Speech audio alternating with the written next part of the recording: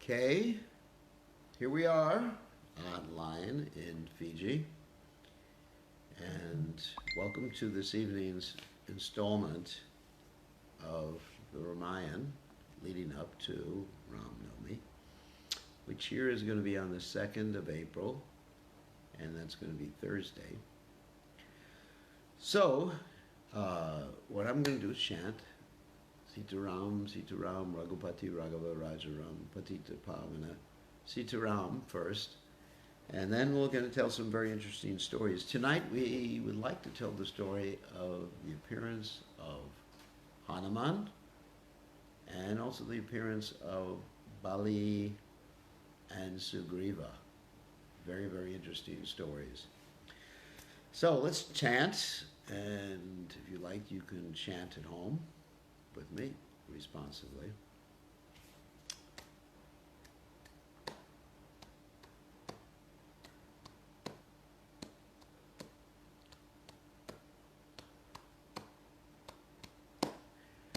Sitaram, Jaya Sitaram, Sitaram, Jaya Sitaram, Sitaram, Jaya Sitaram, Sitaram, Jaya Sitaram, Shri Ram, Jai Ram, Jai Jai Ram, Shri Ram, Jaya Ram, Jaya Jaya Ram, Shri Ram, Jai Ram, Jai Jai Ram, Shri Ram, Jaya Ram, Jaya Jaya Ram, Raghupati Raghava, Raja Ram, Patita Pavana, Sita Ram, Raghupati Raghava, Raja Ram, Patita Pavana, Sita Ram, Shri Ram, Jai Ram, Jai Jai Ram, Shri Ram, Jai Ram, Jaya Jaya Ram, Shri Ram, Jai Ram, Jai Jai Ram, Shri Ram, Jaya Ram, Jaya Jaya Ram, Sita Ram, Jaya Sita Ram, Sita Ram, Jaya Sita Ram, Sita Ram, Jaya Sita Ram, Sita Ram, Jaya Sita Ram, Shri Ram, Jai Ram, Jai Jai Ram, Shri Ram, Jai Ram, Jaya Jaya Ram, Shri Ram, Jai Ram, Jai Jai Ram, Shri Ram, Jai Ram, Jaya Jaya Ram, Raghupati Raghava, Raja Ram, Patita Pavana, Sita Ram, Raghupati Raghava, Raja Ram, Patita Pavana, Sita Ram, Shri Ram, Jai Ram, Jai Jai Ram, Shri Ram, Jaya Ram, Jaya Jaya Ram, Shri Ram, Jai Ram, Jai Jai Ram, Shri Ram, Jaya Ram, Jai Jaya Ram, Hare Krishna, Hare Krishna, Krishna Krishna, Hare Hare, Hare Rama, Hare Rama, Rama Rama, Hare Hare, Hare Krishna, Hare Krishna, Krishna Krishna, Hare Hare, Hare Rama, Hare Rama, Rama Rama,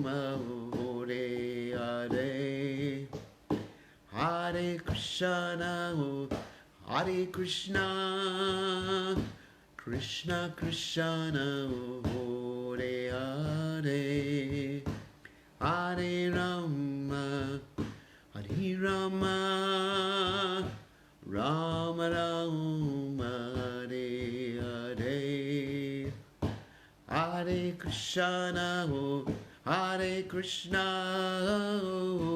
Krishna Krishna, Hare Hare, Hare Rama, Hare Rama, Rama Rama, Hare Hare, Hare Krishna, Krishna Krishna, Hare Hare, Hare Rama, Ram Ram, Hare Hare, Hare Krishna, Krishna Krishna, Hare Hare, Hare Ram, Ram Ram, Hare Hare, Hare Krishna, Krishna Krishna, Hare Hare, Hare Ram, Ram Ram, Hare Hare, Hare Krishna, Krishna Krishna, Hare Hare, Hare Ram, Ram Ram, Hare Hare, Hare Krishna,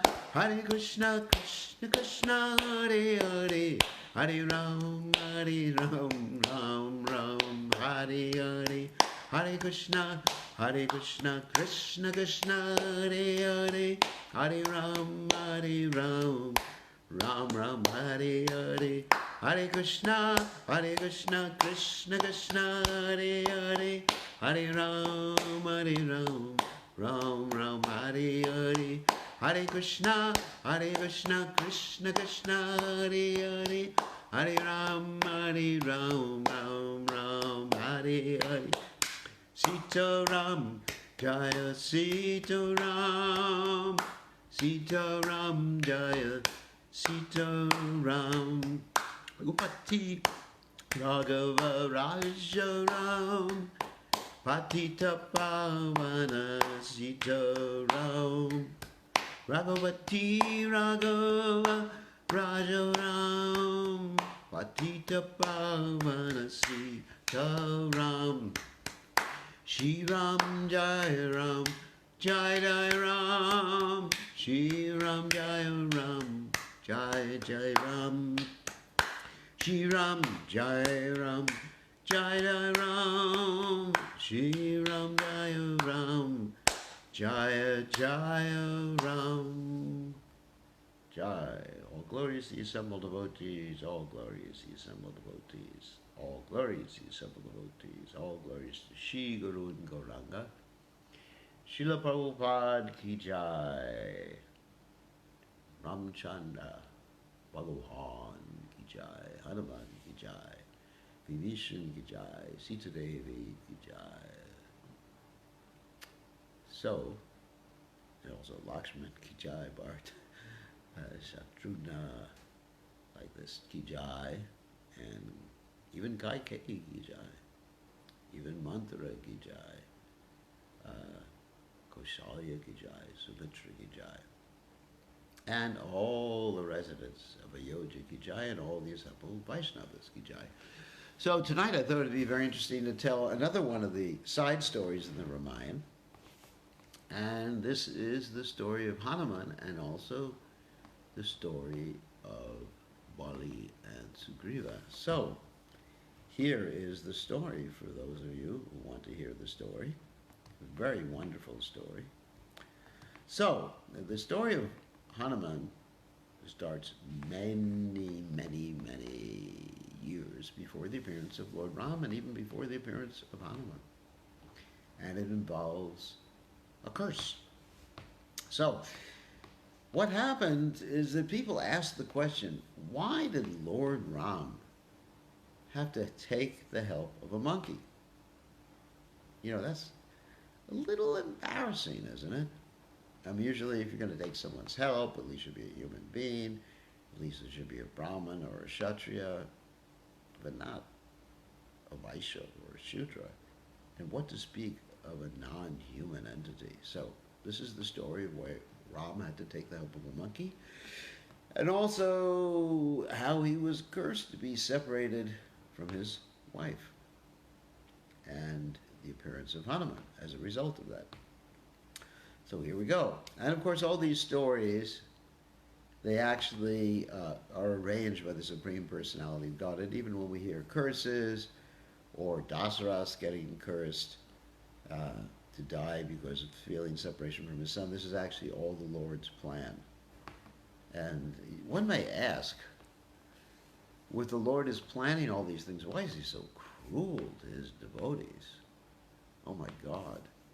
It appears that he's extremely cruel. Look at Dasara, pure devotee of the Supreme Personality of Godhead, Sita Devi, the Lakshmi, the consort of the Supreme Personality of Godhead.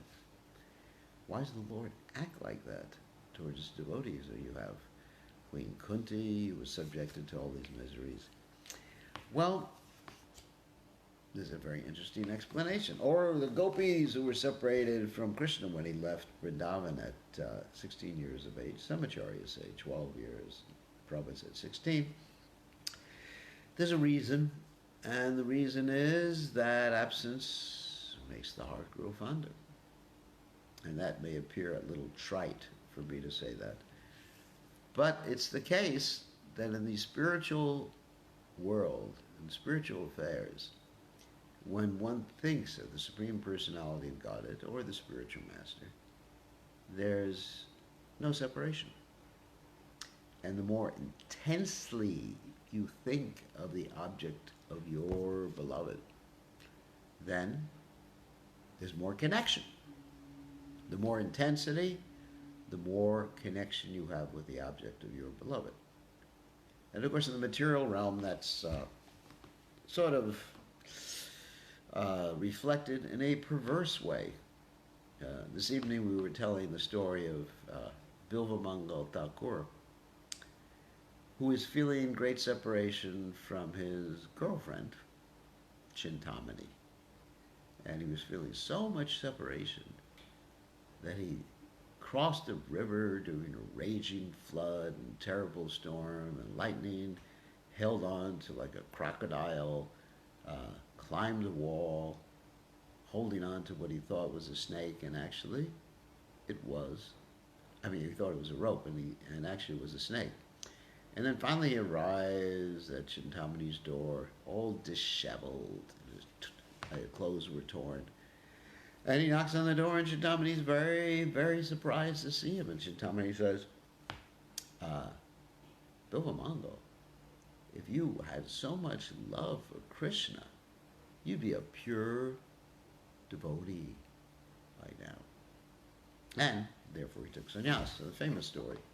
Recently in Fiji there was an interesting story. There was one man who could not bear separation from his girlfriend. So what happened is that there was actually a block in the road here because there are some quarantine areas, particularly one city called Lotoka, in which everyone is not allowed in or out of because they had coronavirus cases there. So this particular individual walked 35 kilometers to see his girlfriend against the law. Then he had to go to jail. So such is the determination of one who is feeling separation. They're willing to do anything. But in the spiritual realm, that mood of separation connects one ever more deeply with one's beloved. So all these difficulties you see the devotees enduring, in one sense, in a higher sense, are actually symptoms or manifestations of a devotee's love for Krishna. It's like Srila Prabhupada. In coming to the Western world, he had to undergo so many austerities, such as crossing an ocean, having heart attacks. Even before he went to the Western world, he was gored by a bull, and he was not deterred. So when a devotee undergoes all these austerities, it proves his devotion, it glorifies devotion. As Prabhupada said once, when he was asked why there's so many difficulties in a devotee's path, Prabhupada said, without austerities or difficulties, where is the chance for glorious victory. So this is one thing, one reason. So when the Lord and his consort are separated, they are never separated. And when people in the mature world are separated, they are separated. And when they're together, they are separated. So if you want true love, love Krishna and all of his parts and parcels. Yastu sarvani bhutani atmane vanapashati sarva bhuteshu chatmanam tato navigagupshate. So let's go on with the story. And there's quite a few curses in this story. So once upon a time, Narada Muni wanted to engage in austerity. And so there's this place that was manifested by Lord Shiva, who was known as Tapovan. Van means forest, and tapa means austerities. So in this Tapovan, Narada Muni started meditating on Vishnu, as Narada Muni usually does. And in order to test his determination, you had Vayu, the wind god, Varuna, the water god, and Agni, the fire god, trying to harass him. And Narada Muni was not harassed. And he was very happy about that. And finally, these demigods went to heaven. They said to Indra, we weren't able to stop Narada Muni from his meditation or get him to withdraw himself from his meditation. And so Indra said, all right, I have a very special weapon. And that weapon is Kama Dev. I think you've all heard of Kama Dev. Kama Dev means Cupid. Cupid has arrows, 5 arrows. Form, taste, smell, taste, etc., the objects of the senses. And when you're least expecting it, boom, he fires his arrows at you, and you are in love. That's quite funny. So when you're in love, guess what happens? Then you forget about everything. And so Narada Muni had these arrows fired at him, and he didn't get disturbed in the least because he was meditating on Vishnu, meditating very, very strongly. So Kamadev tried everything in his power, and all the apsaras, the young girls, they were dancing and everything like that. He couldn't do anything. So Narada Muni came out of his meditation after a few hours, and he said, well, I have defeated lust. I have defeated Kamadev. I've defeated the gods. And he went to Lord Shiva, and he said to Lord Shiva, actually, I have conquered lust. Now, there's a problem with that.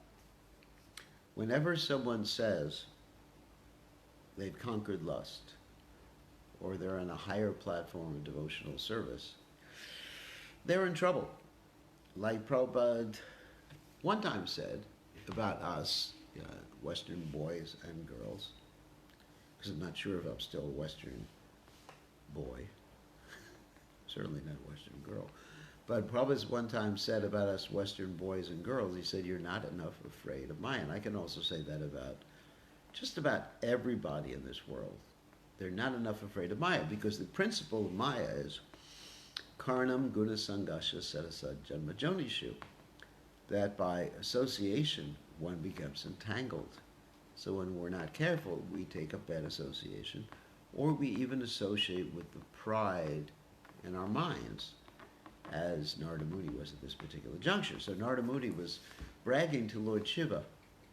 He said, I have conquered lust. I have conquered Cupid. This is wonderful. And Lord Shiva said to him, gave him some instructions. He said, don't say this to Lord Vishnu, just like cool it, don't say it to Lord Vishnu. And so Narada went out, and he was so full of happiness at having conquered lust and what we call a little bit of self-aggrandizement. I don't want to say it was conceited. This is a pastime. Believe me, it's a pastime. Just like you have the pastime of sometimes the gopis cursing, and then they have to take birth on the earth, the whole Tulsi Shalagram Vivaha story. So this is a pastime. not to criticize Narada Muni. He takes part in pastimes of the Supreme Personality of Godhead. So Narada, he went to Lord Vishnu and he said, "Hey, Lord Vishnu, I have conquered lust." Because this is very bad. I have conquered lust. I am Krishna conscious. Sometimes we hear devotees say that. I'm on a higher level of devotional service. You got a problem there. Actually, Bhaktivinoda Thakur prays in his poem, Mama Nivedana Shuno, Vishaya Durjana. My dear Nanda, I'm a materialistic rascal. Please take this sinner weeping and weeping. I'm devoid of all sorts of good qualities. So this is how a devotee should feel. Not depressed, but just basically humble. That I'm dependent, because without thinking like that, one will not be dependent on the mercy of the Lord. One will think, I can do everything myself, I'm intelligent, I am a controller, I have all these good qualities, I'm attractive. And so we're going to hear this in the case of Narada Muni. So Narada Muni had to learn a lesson. So once upon a time, he went to visit a king. And as he was visiting the king, there was a young princess there. And there was a prediction made that anybody who married this particular princess would become like the Lord of the universe. And Narada Muni was the actual one who gave the prediction because he read her palm. There's my palm. He read her palm. Whoever marries this lady will be the king, a great king, and he's going to live just like the gods. So Narada Muni, because he had been proud, he said, why shouldn't I marry this girl? And he thinks, I have to make an arrangement to marry this girl. So he went to Vaikuntha, the Lord Vishnu, and he said, I have to ask a favor for you, or from you. And Lord Vishnu said, what? He said, I want to get married. And Lord Vishnu said, what? I thought you had conquered lust. And Narada said, I did conquer lust, but now I definitely want to get married. And so Narada said, I want to have the face, just like your face, the face of Hari, just as good as Hari, or a face like Hari. Okay, like Hari. And so Lord Vishnu said, okay, I'll give you this particular appearance if this is what you want. So the princess went to her Swayamvar, and there was Narada Muni, and I think most of you know that Narada Muni, at this particular juncture, had the face of a monkey. Because Hari can also mean monkey. So this princess went around to choose her husband, and she went by Narada Muni, and Narada Muni just thought, she must marry me. And everyone began to laugh at him because he had a face like a monkey. And Narada said, everybody must be making a mistake. I'm extremely handsome. I am deserving of this garland. And everyone kept laughing. And Narada, he was thinking, what's happening? He went and he took a mirror or a looking glass or whatever they use at that particular juncture. And he looked at himself and he saw there was a monkey's face. And when he did that, he got so angry at Lord Vishnu, he took some holy water and he threw it to the ground and cursed Lord Vishnu. He said, you're going to have to take shelter of a monkey to be successful. And also, you are going to be separated from your wife. So, anyway. So Lord Vishnu was very happy to receive this particular curse because he understood this was going to be very helpful in his defeating Ravan and taking help of his eternal servant, Hanuman. As I mentioned before, there's so many curses that go on throughout this, like Ravana was cursed so many times by Vedavati, he was cursed by Parvati, he was cursed by Nandi, he was cursed by Nalakuvara, So many curses. Oh yeah, one thing I wanted to mention about Hanuman, I mentioned one of his curses the other day. He was actually cursed at one point. Uh, Ravan, I'm talking about. Ravan was cursed at one point that he would die when a monkey spat on his face. And so there was one time when Ravan was actually looking at himself in the mirror. You know, mirror, mirror on the wall, who is the prettiest Rakshasa of them all? And as he was looking at himself on the mirror, from the mirror, Hanuman actually made himself very, very, very tiny. And Hanuman was on the mirror, and Hanuman was spitting at Ravan. Pew, pew, pew, pew, pew. And then it was understood. Ravan didn't know what was happening. He just thought, maybe there's a little breeze in here, or it's raining, or something like that, or the roof is leaking. And that was something that came before Ravana's demise or defeat at the hands of Ram. So that's the beginning of the story of why Lord Ram had to take shelter of a monkey and also be separated from his wife. So let's get back to the story of Hanuman, which is one of my favorite stories. And so here's the story. Once upon a time, as all stories go, very interesting, Lord Shiva and Parvati, they were engaged in loving relationship, and sometimes when different demigods would engage in loving relationships, they would take different forms.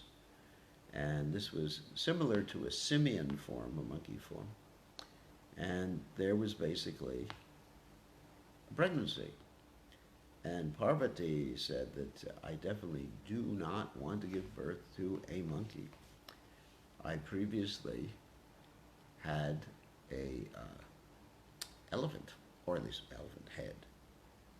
We understand that. That's Ganeshji. And so, therefore, Lord Shiva called for Vayu. And Vayu carried the embryo from Lord Shiva to the womb of Anjani, who is Hanuman's mother. Now, interestingly enough, Anjani was not just an ordinary old monkey lady. She was previously the servant of Brahaspati. Brahaspati, of course, is the priest of the demigods. And Brahaspati got very angry at her one day because she had become lusty. She had seen some Gandharvas and Apsaras. Like I mentioned before, when one meditates or sees things or comes in contact with the modes of nature, one's whole consciousness becomes affected. That's why Prabhupada said we only eat prasadam, and only eat prasadam that is cooked by devotees. Why is that? Because when people cook food, then it influences even the molecular structure of the food. So the consciousness, which is covered or carried by the blood in the body, get affected by the modes of nature. So if you eat food cooked by a wicked person, your mind becomes wicked. And if you eat food cooked by a pure devotee, your mind becomes purified. And if you eat food cooked by a devotee and you're taking the remnants of a great devotee, then you get really purified. Actually, there's this interesting story in Chaitanya Leela of this devotee, Kalidas, who would take the remnants of each and every other devotee in the Navadvip area, even if that other devotee was from a Shudra family.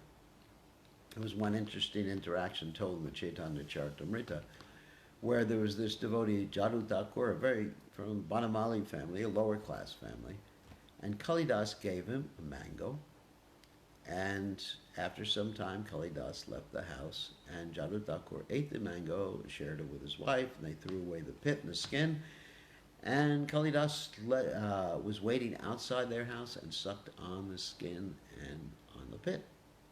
You may think this, ooh, horrible, but taking the remnants of a great Vaishnava, is one of the most wonderful, powerful things you can do in Krishna consciousness. It's described that the foot dust, prashadam remnants, and also the foot bathing water are very powerful substance of a pure devotee. Of course, all those things of a pure devotee.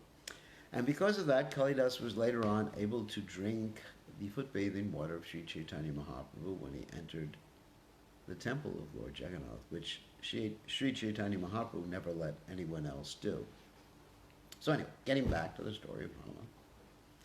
So Anjani, she was cursed by Brahaspati because she became so lusty seeing these Gandharvas and the Apsaras that she embraced Brahaspati, and Brahaspati said, "You are acting like a monkey, therefore you should become a monkey." And she became a monkey, and she was given the benediction that as soon as she gave birth to a child, then she would go back to Brahaspati. So she gave birth to Hanuman, and actually when she was pregnant with Hanuman, there's an interesting story that's told in one of the Puranas that some of you may have not heard, is that Bali, Bali, the brother of Sugriva, half-brother of Sugriva, attacked the embryo of Hanuman. But the embryo of Hanuman was so powerful that Hanuman, as an embryo in the womb of Anjani, diffused this weapon, and the weapon actually became his earrings. Wonderful story. So then, finally, Hanuman is born, and his mother flies back to the heavenly kingdom. And as she's flying back to the heavenly kingdom, he asks her, "What should I eat, Mom, now that you're going away?" And she says, "Some nice round fruit, orange fruit, preferably." And so he looks up in the sky, and he sees, wow, there's a big fruit there. And he flies immediately for the big fruit in the sky. And, of course, that big fruit is the sun. And he keeps chasing the sun.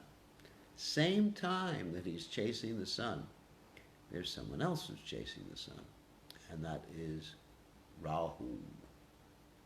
Now, you remember the story of Rahu is actually from the story of churning of the milk ocean.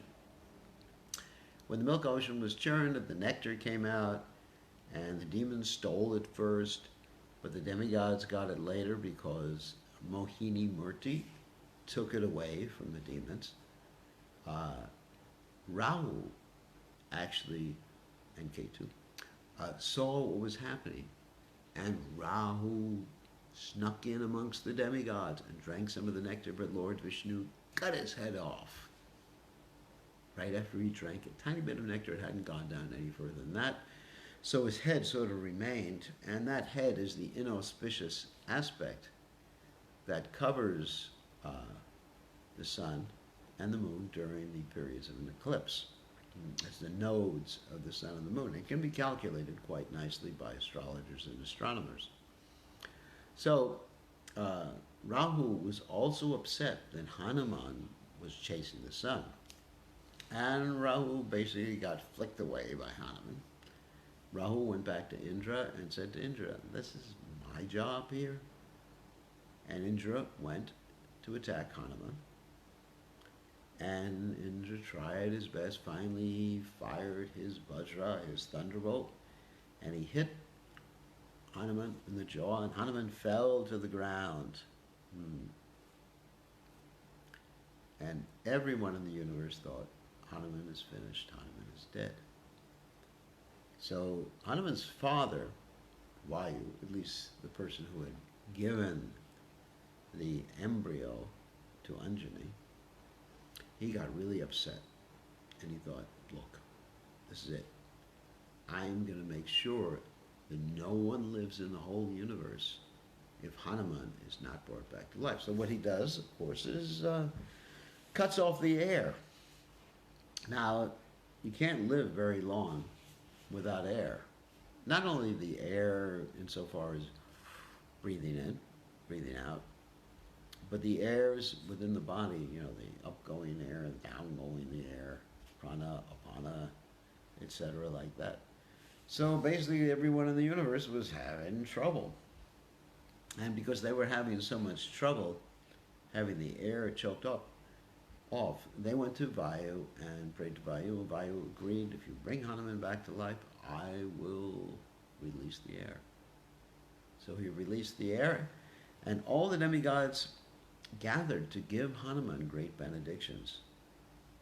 Brahma gave him the benediction of a very long life, and Vishnu gave him the benediction to be the greatest devotee. Indra gave him the benediction that no weapon would ever hurt him. Agni gave him the benediction that fire would not hurt him. And of course, this came in, was very helpful later on when Ravan and his cohorts set fire to the tail of Hanuman. And then Kala means time, gave him the benediction that he wouldn't die. And all the demigods gave him the benediction to be the strongest person imaginable. Even there's a story later on. Let me tell that story now. We're liking to tell stories within stories. That once upon a time when Lord Vishnu was present, a little over 5,000 years ago in Dwarka, he asked to see Hanuman. Of course, Vishnu was present as Dwarkadish. That's Krishna in Dwarka. So he sent Garuda to bring Hanuman to see him. And when Garuda got there, Garuda said, Lord Vishnu or Dwarkadish would like to see you. And Hanuman said, no, I'm not going anywhere unless Lord Ram orders me. And Garuda tried to force him, and Hanuman just flicked his tail at Garuda, and Garuda went spinning back all the way to the lotus feet of Lord Vishnu, Dwarkadish. And Dwarkadish had arranged this particular exchange just to teach Garuda not to be so proud. So later on, Dwarkadish, Lord Vishnu, took the form of Ramchandra, and Rukmini took the form of Sita Devi, and they called for Hanuman, and Hanuman came back gladly on his own power to see them. So that is the dedication that Hanuman had. So, and nobody, even Garuda, could defeat Hanuman. So it was decided that Suryadev would be his guru. Suryadev, of course, is the great sun god. And the problem with Suryadev being a guru is that Suryadev keeps moving. So if you're going to take instructions from your guru and he's moving all the time, you have to move backwards. And so Hanuman had to fly backwards, take instruction from his guru. And it's a very interesting thing that Prabhupada also said something similar about himself when the devotee said, we'd like the dust of your lotus feet. Prabhupada said, my feet are always moving, therefore you have to go out and preach. So a little bit similarities to these two stories. So anyway, so then when Hanuman was finished taking instructions, he basically asked his guru, what do you want? And his guru Suryadev said, I want you to always serve my son, Sugriva. And so why was Sugriva the son of Surya? Let's tell that story in the middle of this story, because I said I would tell the story of Bali and Sugriva's birth. Okay, here's the story of Bali and Sugriva's birth in the middle of the Hanuman story. So, once upon a time, the sun god had to stop in his path as he was traversing the heavens. And he has a chariot driver. That chariot driver also had to stop.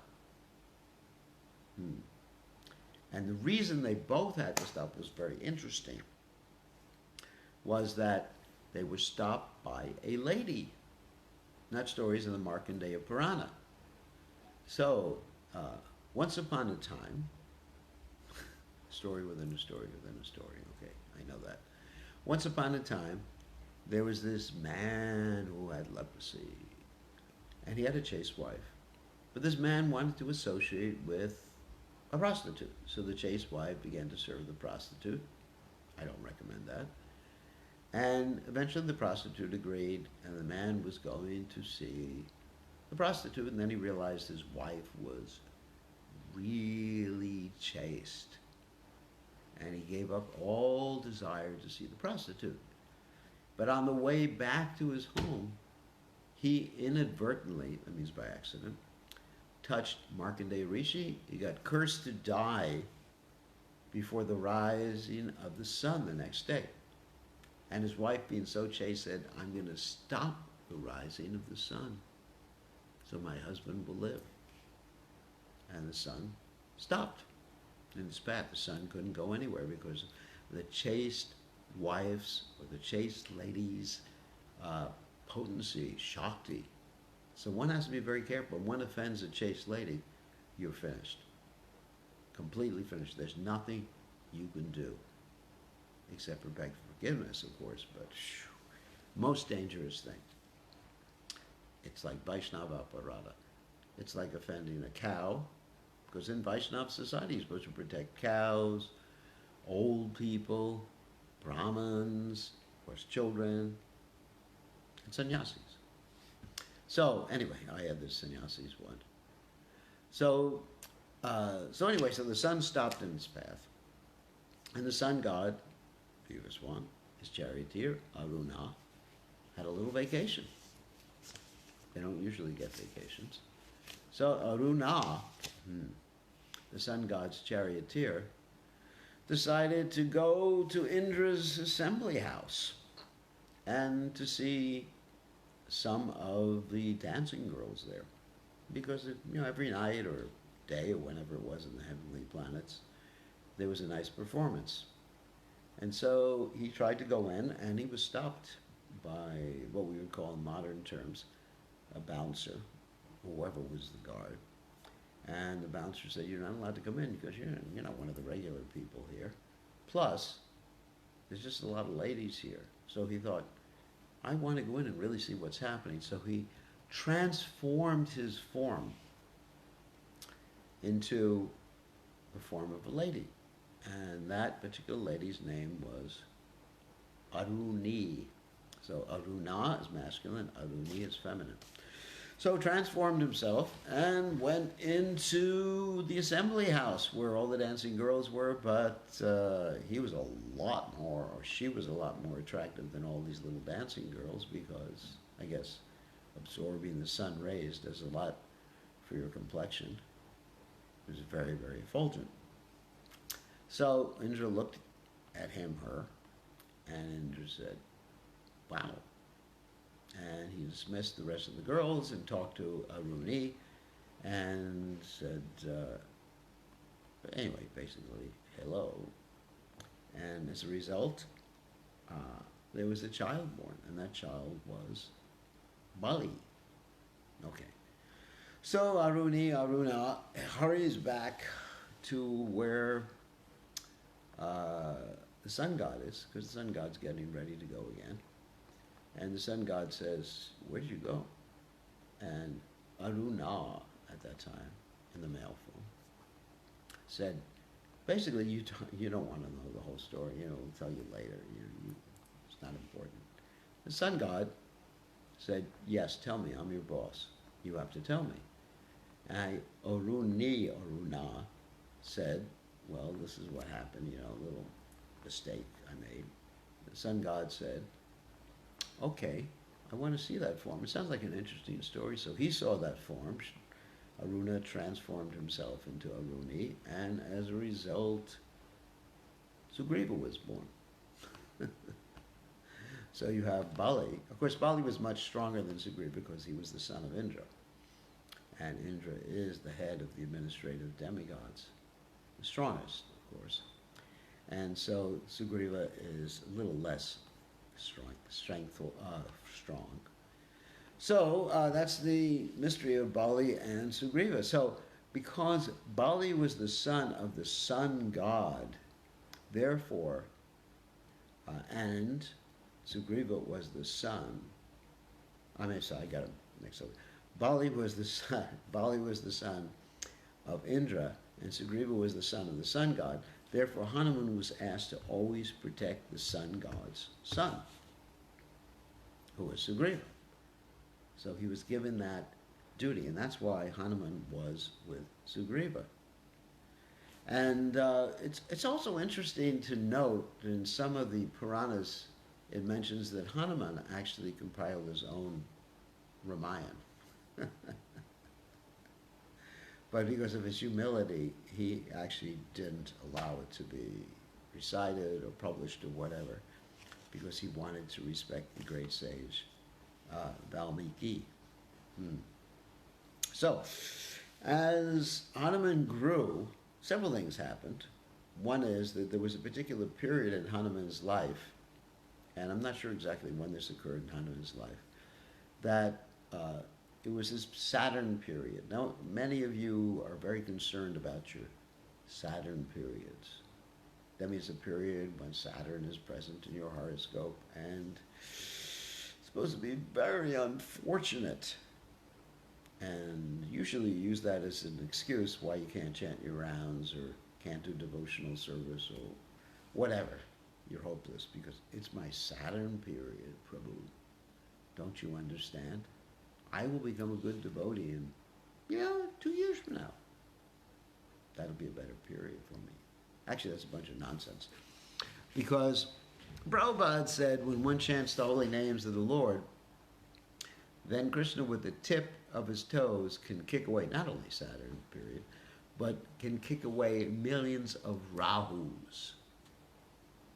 So the whole point is to chant the holy names of the Lord, and if something happens to you that's traumatic, that's arranged by Krishna to help you advance in devotional service or to help with his pastimes.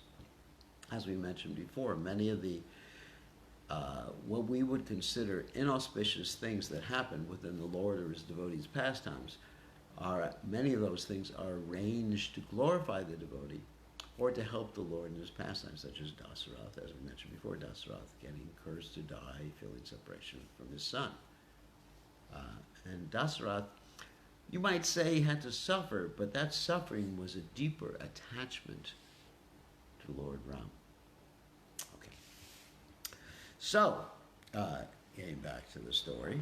So Saturn period occurred during Hanuman's life. And Saturn went to Hanuman, respecting Hanuman as a great personality, and said, it's time. It's better than having a horoscope is to have Saturn personified appear before you. And Hanuman said, okay, I accept. Please just reside on my head and cause me whatever misfortune you're going to cause. So as Saturn resided on Hanuman's head, Hanuman started putting stones on his head. Not only stones, but rocks and all sorts of different heavy things on his head. And Saturn got a little crushed. Saturn complained. And Hanuman said, well, just get off my head. If you agree that your 7.5 years will be reduced to just 7.5 minutes. So the moral of the story is, the reason I'm telling the story, is that if one worships Hanuman and Lord Ram, chants Krishna's names and all those other nice things, then at that particular juncture, whatever inauspicious thing is to occur becomes reduced to practically nil. We have to have faith. You chant the holy names, all the lines on your palm change. You chant the holy names, all the parabdha karma goes away. You chant the holy names, and all the vikarma, akarma, karma, whatever karma, goes away. Of course, not the akarma. Akarma means no karma. But whatever reactions you have. And not only that, Cheto Darpana Marjanam Bhava Mahad Agni Nirvarpanam. The dust in your heart becomes cleansed. Even Bhaktivinoda Thakur says in his Harinam Chintamani that this occurs due even to Namabhas chanting. Namabhas chanting means something else, meaning something else, or jokingly or derisively, somehow or other saying the name of Ram. Like Valmiki, he said the name of Ram accidentally when he was chanting Mara Mara Mara Ram Ram Ram Ram. It came Ram Ram Ram, and he got purified. So, whatever reason one chants the Lord's name, in the beginning, one may have some motive, one may be doing it accidentally, one will come to a higher level. Just like Drupamara, she was chanting for some materialistic purpose, to have a kingdom greater than that of Lord Brahma, and then ultimately he came to the highest level of pure devotional service and didn't want anything after that time. So worship Hanuman. How do we worship Hanuman? And there's a very interesting story. We serve Ram. Because what pleases Hanuman? Serving Ram. And what pleases Ram? Serving his devotees. You understand? You know, one can say, oh, I just want to please Ram, I just want to please Hanuman. But that's not the point. You've got to do something that pleases them. Like if you go to someone and you say, I love you, I love you, I love you, I want to please you, please you, please you, please you. And they say, well, can you do this? And you say, I love you, I love you, I love you, I want to please you, please you, please you. They say, get out of my face, so to speak. You have to do something that pleases the object of love. You want to please Hanuman, what pleases him? Right? Not just chanting his name, by chanting Ram's name. Because what is Hanuman doing? He's always chanting Ram's name. It's a very, very important point. So, anyway, and Hanuman's love for Ram is so great, and I'm sure everyone knows this story, but I'll tell it again, that one time Hanuman was given some pearls by Sita Devi, and he started chewing on the pearls. And everyone was making fun. What is this monkey doing? And to show that he was actually looking for Ram in the pearls, he opened his chest, and inside the chest was Sita and Ram. So we always had that.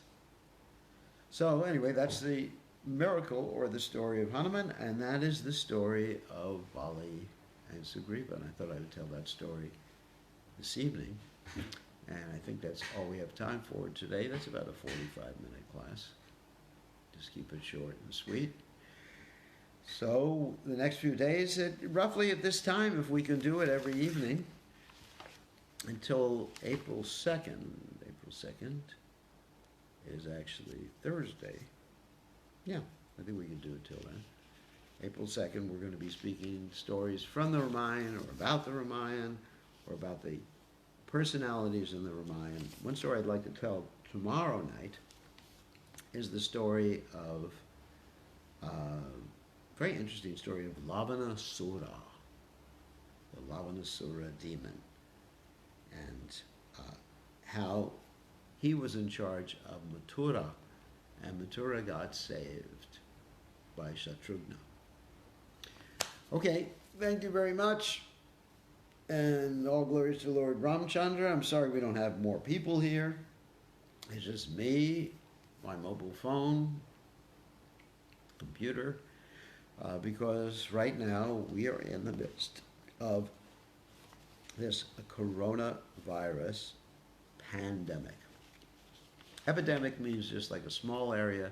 Pandemic means the whole world is suffering. And one of the reasons that the whole world is suffering, of course we can look at it from the standpoint of karma, that people have a karmic reaction. But even scientifically, medically, we can see that these pandemics, and practically every single one of them, including the Spanish flu that killed hundreds of millions of people in the early 1900s, came because people are eating animals, raising animals for slaughter. This is a scientific fact. Scientific fact. So we, human beings, are responsible for this pandemic. And unless people change their behavior, there'll be worse pandemics to come. So it requires a change of behavior. What is a change of behavior? Not just becoming a vegetarian, but offering the food to Krishna. Because Krishna says in the Gita that if one eats without offering to him that person is verily eating sin. So we Krishna conscious persons are not simply vegetarians. We are simply prasadarians. We're eating the mercy of the Lord. And by doing that, one gets purified, one becomes free from sins. And so this is the secret to eliminating, I wouldn't say eliminating all material miseries, because material miseries will be there as part and parcel of this world, as Krishna says in the Gita, Brahma bhuvana lokapana vartino arjuna mamu pechutukantiya purna janma navidjate, from the highest to the lowest planet, all are places of misery, because ultimately, even if you live the happiest life, you have to leave this world. Leave everything behind, all the people you love and everything you strive for behind. So, but still, when we can make this place, let us say, like the kingdom of God, in the sense that everybody's glorifying God, if we follow God's orders. If we don't, then Kali Yuga, or the depths of Kali Yuga, will actually increase more and more and more. And that's what we're seeing. We shouldn't be surprised. We shouldn't be surprised by these things, because people commit activities that are against the laws of nature. Krishna has written the law, and the laws of nature, karmic laws, and also the external laws. It's all written by Krishna.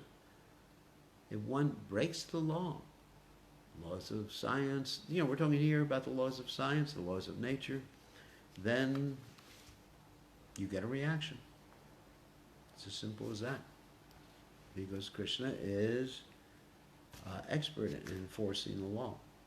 He has agents who are expert, Yamaraj, the demigods, and others. So it's important we follow the laws of God in order to be happy in this world. So, thank you very much. I guess that's it. See everybody tomorrow night, and of course we'll be speaking to different devotees during the day. All glories to Srila Prabhupada, Ramchandra Bhagawan,